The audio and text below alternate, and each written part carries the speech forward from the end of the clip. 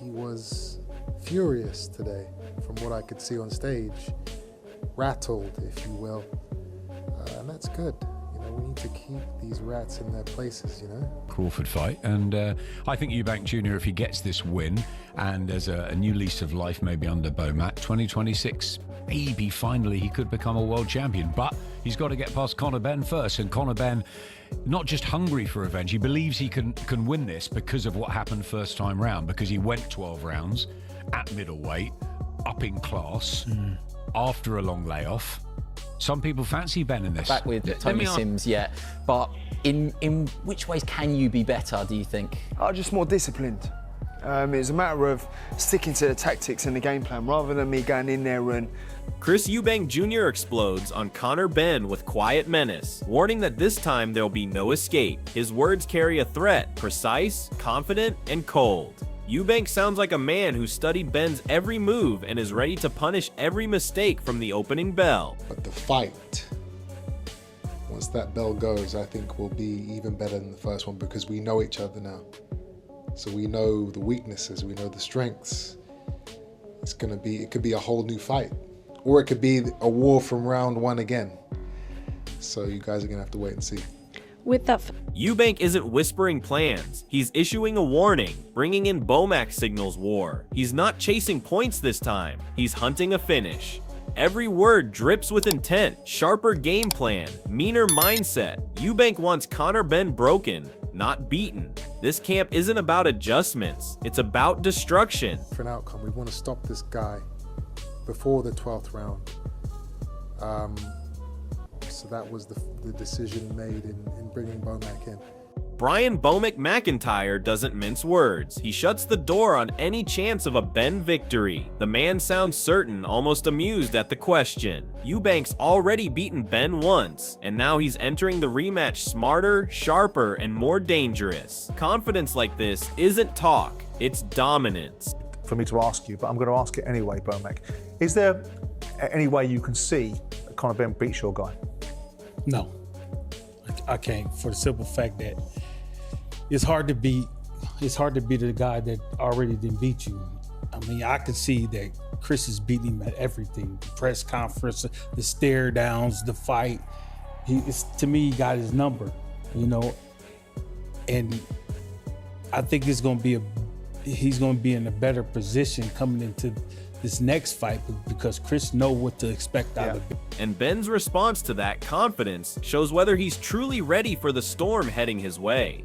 Conor Benn sounds composed, but behind those calm words is frustration. He's admitting fault, yet trying to reclaim pride by blaming lack of discipline. It's classic Benn, proud, fiery, but still haunted by that defeat. Eubank's weight, timing, and ring IQ broke him once, and the truth is, those scars don't fade overnight. Think about what he does or what he can do. You know, he used his tactics well, he used his weight, he used his size, and he come on strong in the later rounds because I felt like he knew he was losing the fight. And yeah, he done well. He done what he needed to do to win. Because ultimately, people saying it's a robbery, saying it's this. It wasn't a robbery. The better man won on the night. And that was due to my lack of discipline. Johnny Nelson backs Conor Benn's improvements, but even his tone carries doubt. He admits Eubank gave everything, yet that everything was still enough to control the fight. Benn showed heart, no question, but Eubank's composure under fire is what separates contenders from killers. And in a rematch, that mental edge could prove fatal for Benn. Do you think Conor Benn will be better in the second fight? Yes. Does that mean that you think that by him being better and there's no more left from Chris Eubank, that Conor Benn's able to bridge the gap, get an outcome in his second fight? Without a doubt. You do? He couldn't have done any more. If he could have knocked out Conor in that fight, he would have done. He just couldn't get rid of it. And Conor stuck it. So regardless of him being surprised that Conor stuck it out a lot more, he couldn't get rid. Tony Bellew doesn't hold back. He believes youth is Benn's best weapon. But while he questions Eubank's recovery, he forgets one thing: experience breeds resilience. Eubank has been through wars, rebuilt himself from defeats, and come back sharper each time. Benn's youth might bring energy, but Eubank's battle-tested composure brings control, and that's often the difference between chaos and victory. He ain't coming back down to 160, so it's got a very short lifespan, this rematch. It's got to be done, the sooner the better. If I'm being brutally honest, the sooner the rematch happens, in my opinion, it favours Conor Benn. because he's the younger fighter who's took less damage and has had a much lesser career with much less experience. For someone like Chris Eubank Jr, it's going to take a while to turn around, and it's going to take a while to recover, because that was a hard fight for him. He was shook a number of times, he felt the shot. He'd also done the same to Eddie Hearn's frustration spills over as he takes aim at Eubank's unapologetic confidence. He calls it disrespect, but that's Eubank's weapon. His mental warfare isn't arrogance, it's control. Hearn knows Eubank is dictating every beat of this rivalry, from the pressers to the ring walk. Conor Benn's camp may talk discipline and improvement, but Eubank's composure under fire makes him dangerous. The last fight showed who cracked and who stayed calm when pressure peaked. For Hearn to insist it'll be different sounds less like conviction and more like hope. And when hope replaces strategy, the writing's already on the wall. You know, honestly, this guy has zero respect for anything. And I hope people can see through it. Some will, some won't. But if you can't see them, I mean, that's a lot of what happened up there was just wrong. So listen, we go to work and we're in to win the fight. It's going to be different this time. Last one, how? Dave Coldwell, though, sees things from a very different angle. Dave Coldwell's doubts echo what many critics whisper. Can Eubank go to that dark place again? But that's exactly where he thrives. Pressure fuels him. Every time he's been written off, he's come back sharper, meaner, more focused. Coldwell's words might carry logic, but logic doesn't explain a fighter's heart. Eubank's self-belief is forged from hardship, not hype. He's been bruised, doubted, and questioned. Yet here he stands, still chasing greatness. The well Coldwell speaks of isn't empty, it's bottomless when it comes to pride. And that's what separates Eubank from those who only fight for a paycheck. And I don't think at this stage Eubank can do a lot more else. You know, he'll try and do what he did, you know, on fight night. It's whether he can go so well again. I don't think so. If the fight becomes as hard and if it's as the pace and ferocity of a first fight, I'd be very surprised and I'd be amazed if Eubank can do all that again. Bellew insists speed favors Benn, but he's forgetting one crucial thing. Eubank doesn't need time to heal. He needs time to plan. Every second he spends in camp under Bomi's watch sharpens his approach. Benn may be the younger, fresher man, but youth doesn't equal composure. When the lights hit and the pressure mounts, experience wins. Eubank's been through bigger nights, louder crowds, and tougher opponents. Bellew's take feels logical on paper, but boxing isn't fought on paper. It's fought in chaos. And in chaos, Eubank's calm becomes his deadliest weapon. To 168, he ain't coming back down to 160. So it's got a very short lifespan, this rematch. It's got to be done, the sooner the better. If I'm being brutally honest, the sooner the rematch happens, in my opinion, it favours Conor Benn, because he's the younger fighter who's took less damage and has had a much lesser career with much less experience. For someone like Chris Eubank Jr, it's going to take a while to turn around, and it's going to take a while to recover, because that was a hard fight for him. He was shook a number of times, he felt the shot.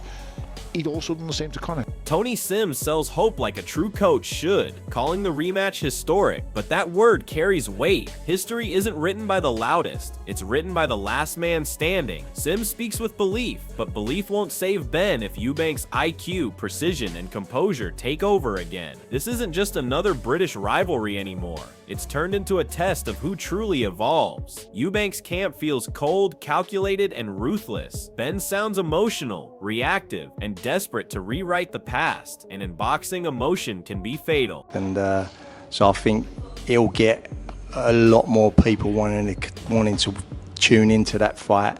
And obviously we're going to win the next fight. And but yeah, looking forward to it. Looking forward to getting Conor Benn ready to fight, and it's going to be historic. Adam Smith lays out the stakes perfectly. This isn't just another domestic rivalry. It's the fight that could redefine both careers. For Chris Eubank Jr., victory isn't about bragging rights anymore. It's about rebirth. Under Bomac, he's not fighting for hype or headlines. He's fighting for legacy. A dominant win here could set him on a world title trajectory once again and silence the doubters who've written him off one too many times. Smith acknowledges Conor Benn's hunger, but hunger alone doesn't win wars. Strategy, control, and composure do. Benn's revenge narrative is emotional, yet emotions burn out fast when faced with precision and patience. Eubank has both. He's seen Benn's best, felt his power, and still walked through it. Now armed with Bomac's guidance and a renewed mental focus, Eubank isn't just coming to win, he's coming to prove he belongs among the elite once again. If Benn is fighting to avenge, Eubank is fighting to ascend, and that difference could be what decides this entire story. And I think Eubank Jr, if he gets this win, and there's a new lease of life maybe under Bomac, 2026, maybe finally he could become a world champion. But he's got to get past Conor Benn first, and Conor Benn, not just hungry for revenge, he believes he can win this because of what happened first time round, because he went 12 rounds at middleweight, up in class, after a long layoff. Some people fancy Benn in this. Duke McKenzie captures it perfectly. That first showdown wasn't just a fight, it was a spectacle that electrified British boxing. The lights, the crowd, the tension, it had everything. But what makes the rematch so compelling is that it carries the residue of unfinished business. Both men walked away knowing there was more to prove. For Eubank, it's about reaffirming dominance and showing the world that his victory wasn't luck, it was levels. For Benn, it's about redemption, about silencing the whispers that he's the lesser man. McKenzie calls it one of the biggest events, but the second one might eclipse it entirely. Why? Because this time everything is personal. No titles on the line, yet the stakes couldn't be higher. The pride, the name, the history, all hang in the balance. Eubank knows that another commanding win here doesn't just close the Benn chapter, it redefines his entire career arc. Benn, meanwhile, is walking into this fight with more pressure than ever. Fans aren't showing up for a spectacle this time. They're showing up for a reckoning. You know, like I say, the fight wasn't a letdown because it was a good fight. But as an event, you won't get a better event than that. And they'll have to go some, actually, to surpass that or even equal that. Let's just hope they get the same turnout in terms of the numbers, people going through the live gate and watching that fight, because it was a great event. There's no ifs, buts or maybes. You won't get world title fights that actually are a better event.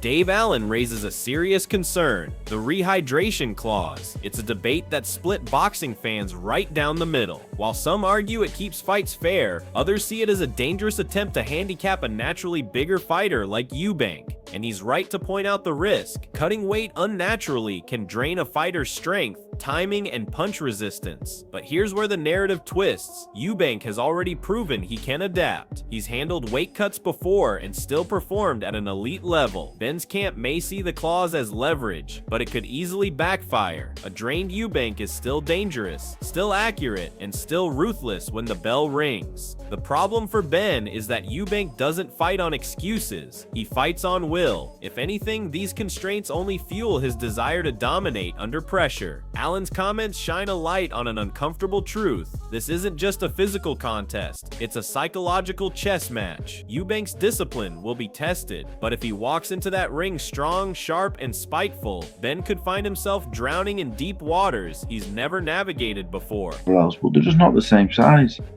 Rehydration clauses should not be a thing in boxing. I know IBF have a £10 morning after ruling, but it's just not safe. The term rehydration clause just don't sound safe. Rehydration clause, just don't agree with it. Eubank's been up at super middleweight, and now they're going to drag him down to near light middleweight. I don't like it.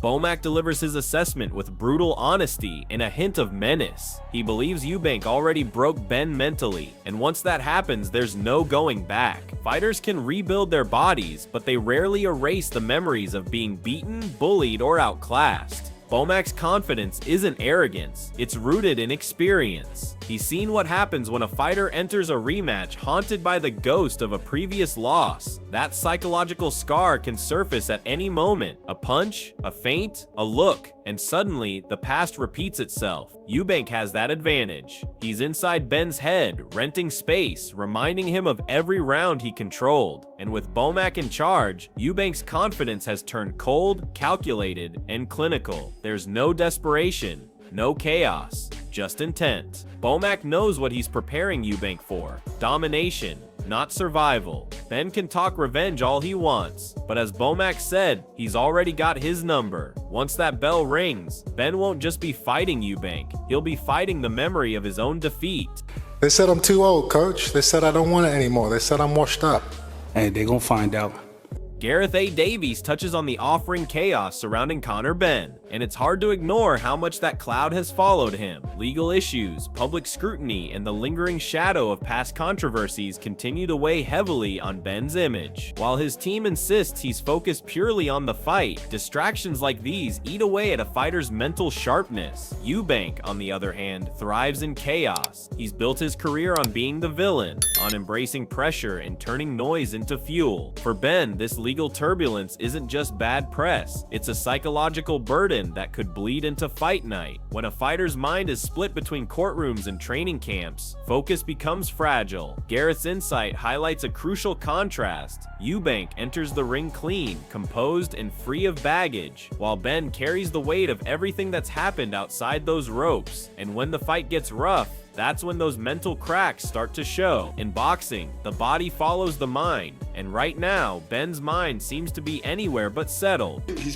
He's already had lawyers for his scenario, for his situation. They've represented him. I did read briefly earlier that he did have representation from a legal. Adam Booth's analysis cuts deep into the technical side, and what he describes reveals the brutal truth of that first fight. When a fighter's legs go, everything else follows. Eubank dominated early, but fatigue crept in late, blunting his shots and reducing his physical authority. Booth credits Benn's toughness, but in reality, Benn's survival was more about heart than control. What Booth calls better next time could easily become exposed next time. Eubank knows what went wrong. He's identified the dips, the moments where his energy dropped, and Bomac's entire game plan revolves around erasing them. That means sharper conditioning, better pacing, and more calculated bursts of pressure. If Benn expects a tired version of Eubank, he's in for a rude awakening, because this time the older man isn't coming to prove a point, he's coming to close the show. Booth praises Benn's courage, but courage alone can't stop precision. Once Eubank's timing meets Bomac's strategy, Benn's grit won't be enough. This time, those same legs that gave way might just carry Eubank straight to a statement finish.